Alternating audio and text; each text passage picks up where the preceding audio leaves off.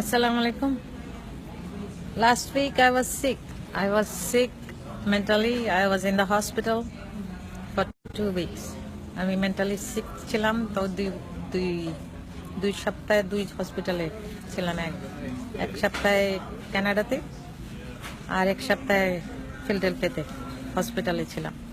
তো আমি যা কিছু বলেছি এটার কোনো মূল্য নাই, কোনোই মূল্য নাই এটার। আমি প্রমাণ দিব যে আমি মেন্টালি সিক ছিলাম। আমার হসপিটালের কাগজ আছে, তো ওটা বাসায় যেয়ে তারপর পৌঁছে দেব। আমার হাজব্যান্ডের সাথে কথা হয়েছে, আমি এখানে একা থাকি, তো ভাই বোন কেউ নাই, আত্মীয় স্বজন নাই, এই জন্য কিছুটা মাথা খারাপ হয়ে গিয়েছে। তো যাই হোক, আজকে সকালে আমার হাজব্যান্ডের সাথে ভালো মতো কথা বলে আমি বুঝতে পারলাম যে আসলেই ওরা সবাই খুব কষ্ট পাচ্ছিল আমাকে নিয়ে। আমার বাচ্চা আমাকে বলেছে যে হসপিটালে 1 মাসের যাওয়ার জন্য, আমার বড় ছেলে, যে আমার এক হসপিটালে যাওয়া জরুরি আমার জন্য। তা যেহেতু আমি অসুস্থ ছিলাম মানসিকভাবে, সেহেতু আমি কিছু করতে পারি নাই এই ব্যাপারে। একমাত্র আমার হাজব্যান্ডের সাহায্য আমাকে আজকে চেঞ্জ করতে বাধ্য হলো। আমি বুঝতে পারলাম যে আমি মানসিকভাবে আসলেই অসুস্থ। আমার কোনো কিছু ঠিক নাই এখন। চুলের অবস্থা দেখেন, সবকিছু দেখেন। আমার হাজবেন্ড আজকে বলেছে যে রান্না বান্নার কোনো কিছু দরকার নাই, আমি যেন আগে নিজে খাওয়া দাওয়া করে তারপর নিজের দিকে খেয়াল রাখি। আর কে কি মনে করলো তাতে কিছু আসে যায় না, আমার হাজবেন্ডের জন্য কিছু আসে যায় না।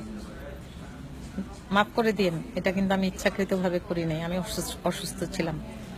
তো যা কিছু হয়েছে তার জন্য সত্যি আমি দুঃখিত। আর যা কিছু বলেন, ভীতু বলেন আর যা বলেন, কিছু আসার যায় না। আমি অসুস্থ, আমি মানসিকভাবে অসুস্থ ছিলাম। অসুস্থতার কারণ ছিল আমার লোনলিনেস। বসে বসে এইগুলি ভাবতাম, আর বাকি খবর জানি না। যা বলেছি সব মিথ্যা কথা।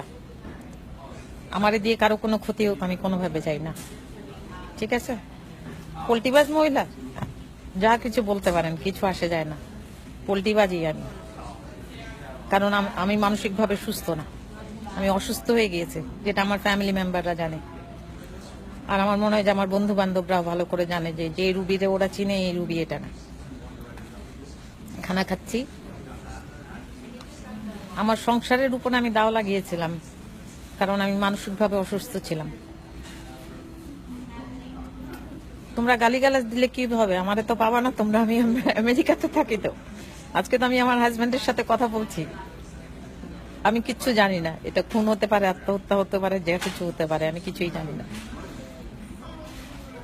গালিগালাজ দিচ্ছ দাও, কোনো অসুবিধা নেই, আমার কোনো অসুবিধা নেই। এক পা তো কবর রেখে না, আমি তো এখনই মরে যেতে পারি। তোমাদের সবকিছু পড়তেছি না। আমি খুনি, ঠিক আছে, প্রমাণ করো আমি খুনি। কিভাবে প্রমাণ করবা? আমি কিন্তু আমেরিকান সিটিজেন, বাংলাদেশে না। আর আমি প্রমাণ করতে পারবো যে আমি মানসিকভাবে অসুস্থ ছিলাম, আমার হসপিটালের কাগজপত্র আছে। তো এই নিয়ে আর বাড়াবাড়ি করে কোনো লাভ নাই। বলতাম না হয়তো, আমার হাজবেন্ড বলছিল যে চুপ করে থাকার জন্য, কে কি ভাবলো কি না ভাবলো কোনো দরকার নাই, জাস্ট বলে দাও। ফেসবুকে আর যেও না, কিন্তু আমি ওর কথা রাখি নাই। আমি বলছি যে আমি মানসিকভাবে অসুস্থ ছিলাম। বিশ্বাস করলে না করো, না করো, অসুস্থ ছিলাম। আর এখন যে আমাকে হেল্প করতে পারে সে হলো আমার হাজবেন্ড। আমেরিকাতে মানসিকভাবে অসুস্থ হওয়া কোনো ব্যাপার না, সবাই লোনলি লাইফ কাটায়। এখানে মানসিকভাবে অসুস্থ হতে পারে। আজকে আমার চুল এরকম দেখতেছেন, কালকে অন্যরকম দেখবেন, দেখার আপনাদের দরকারও নাই। গ্রেফতার করবে কোত্থেকে? আমেরিকার থেকে আসেন না, FBI আসুক, কোথা থেকে গ্রেফতার করবে? রিয়েলি বাংলার মানুষ কোত্থেকে ধরে নিয়ে আসবে? আসো তো ধারে কাছে আমার বাড়ির, আমি বাড়ির পাশে আমার পুলিশ স্টেশন, বাড়িতে আসো। এই বললাম, সুস্থ হওয়ার চেষ্টা করছি, হসপিটালে যাব ইনশাল্লাহ 1 মাসের জন্য। আমার বড় ছেলে বলছে যে মা 1 মাসের জন্য যাও। আর সামিরের ব্যাপার নিয়ে যেগুলি বলেছি এগুলি সব মিথ্যা কথা, এগুলি আমার মস্তিষ্কের কাহিনী, ঠিক আছে? আমি কিন্তু কোনো কিছু বানিয়ে বলেছি প্রত্যেকটা জিনিস। কি খবর আছে তোমার? কিছু করতে পারবা না। আমি বাংলাদেশে আসলে তো আমার যাওয়ার ইচ্ছা নাই। Thank you.